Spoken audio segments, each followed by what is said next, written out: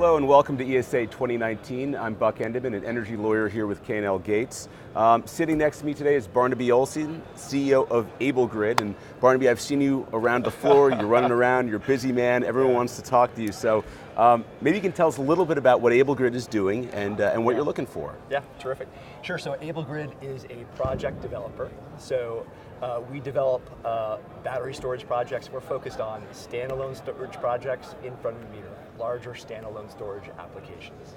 Now, why front of the meter? Because we see a lot of people chasing these different angles. Yeah. And what is it about front of the meter which makes you guys excited about it? Yeah, I think standalone storage provides an opportunity to basically optimize the different generators and components of the grid. So with standalone storage, we can basically locate storage where it is going to be most optimal to the grid. So that can be locating storage in areas where there's a greater congestion value or a greater capacity value, which primarily means putting storage in areas of greater load and load centers where it can offer the most value.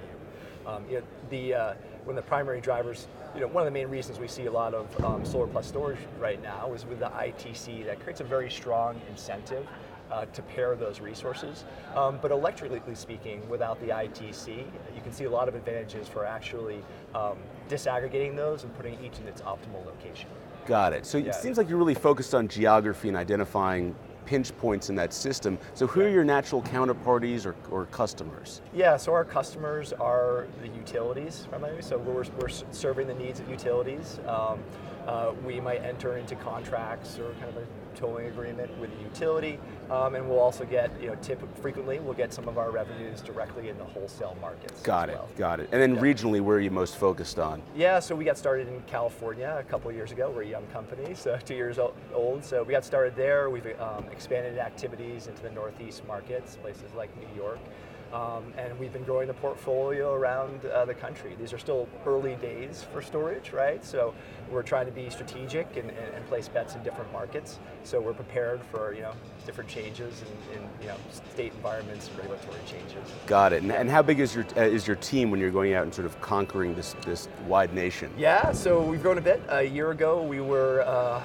Just over a year ago, we were 2 people, so we've grown the team to 11. So we've really worked on kind of building out that team as well, so that we can cover the different markets, and we have the expertise we need on our team, whether it's the technical side of things or the modeling and revenue analytics. Perfect. Yeah.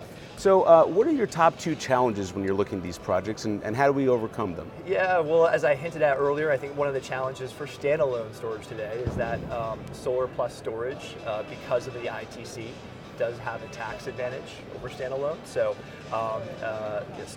extending that to standalone has been introduced, and perhaps we'll see some change there, and that would really help to kind of level the playing field for standalone storage to participate in a similar fashion.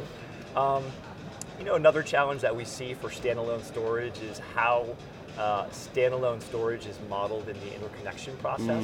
So when utilities or ISOs look at storage, they're basically modeling it such that storage can completely charge or discharge at any time of day, at any part of the year.